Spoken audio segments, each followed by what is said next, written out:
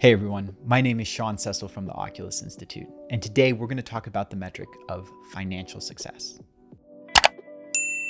Okay, so we're here on the second indicator in our checkup with the career doctor, which is financial success. It's obviously an indicator that, frankly, most people place more value on than any other. And just like career fulfillment, we're going to have 5 buckets that we look at. Number 1 is going to be the bucket that needs the most work. Number 5 is going to be the bucket where everything's kosher, everything's good. So bucket number 1 is what we're going to call financial poverty. So this is somebody who is struggling to pay their bills, who is accumulating debt, who is, not sure whether or not they're going to be able to pay rent. They may be in situations where they're getting evicted or they're living on just the absolute bare minimum and they don't see any hope for success. So this is very much they have a stat, right, that some percentage of Americans, if they had a $400 unexpected expense, wouldn't be able to pay it. That's financial poverty, right? They're living on the edge, they're scraping by. Bucket number 2 is what we're going to call financial uncertainty. So this is someone who has a bit more stability, but they don't have long-run security. And this can happen for a couple reasons. You may be something where, say, perhaps someone is a freelancer and sometimes they have a good month and everything's great, and sometimes they make less than what they need to live by, right? So there's uncertainty. Well, I've got to hustle, I've got to do this month or whatever, because I may or may not be in profit for the month. I may spend more money than I take in, I don't know. Could also be somebody who, say, perhaps has a large nest egg, for whatever reason is no longer working and is running down that nest egg such that at some point they're going to run out. And they may be able to calculate when that is, they may not be able to calculate when that is, but their trajectory is not long-term secure, right? So they're not in an immediate scarcity situation, but they also don't have long-term security. So they're kind of trying to figure things out on a relatively constant basis. The third bucket is what we're going to call financial security, right? So this is where most professionals are, right? Unless you have some pretty significant spending habits, most people in professional jobs consistently take in more money than they spend. Now, some people spend a lot of money and they find themselves actually closer to, financial uncertainty. But most people in professional jobs, they're getting by, right? And this is kind of the standard where everybody's like, I've got to be here. I've got to be at financial security. I get my paycheck of my, $10,000 a month or whatever it is. And then with that, I pay for groceries, I pay for gas, I save a little bit of money for retirement. And then when I'm 65, I can retire, right? That's financial security. Now, the thing is about financial security is that you're getting a fixed paycheck. So let's say you want to do something special, right?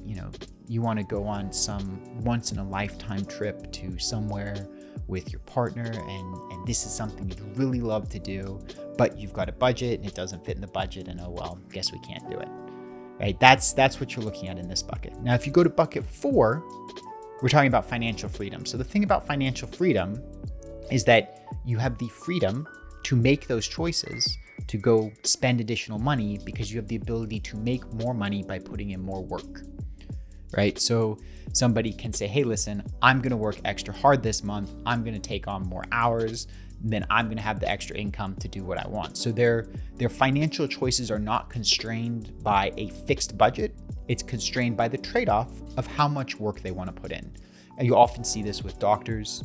You'll see this with nurses. You'll see this with freelancers and entrepreneurs who have clients where they have enough demand that they can choose how many they take on, right? As opposed to somebody who, maybe doesn't have enough demand and doesn't know how things are going to go, which would more likely be in the financial uncertainty bucket. So financial freedom is where you have the ability to increase your income to do the things that you want in life by making the trade-off of putting in more hours. And then finally, we have financial abundance.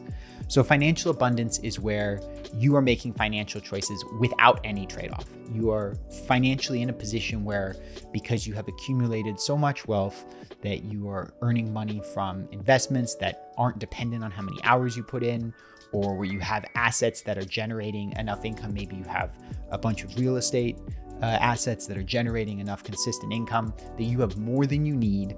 And when it comes time to spend something, you're just like, oh yeah, I can afford that, right? There's no real consideration of it. So for example, somebody who I know was an early employee at what is now one of the world's top 10 largest companies.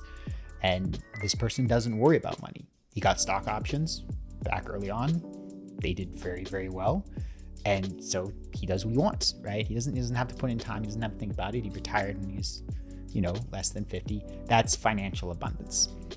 Now, for most people, right, again, getting to those top two buckets is pretty good, right? Most people don't, just as with career fulfillment, most people are not going to make it to those top two buckets, at least in the way society is currently running and the choices people are currently making. That said, if possible, I would say that everybody should ultimately try to shoot for financial abundance at some point. And, you may be in a situation where you don't have a lot of financial desires, right? You're like, hey, listen, I'm happy to live small. I'm happy to live safe. I don't need to spend a lot of money. Financial abundance doesn't necessarily mean having a giant house and a giant palace and fancy cars.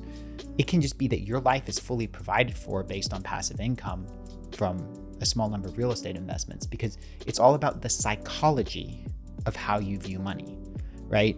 Financial poverty is about the scarcity mindset on a constant basis. Financial uncertainty is about this long-term view of, I don't know what's going to happen. Financial security is, I'm good long-term, but I'm constrained. Financial freedom is, I can do what I want, but there are trade-offs. And financial abundance is, I just don't worry about it. It's about the psychology behind money rather than the absolute amount.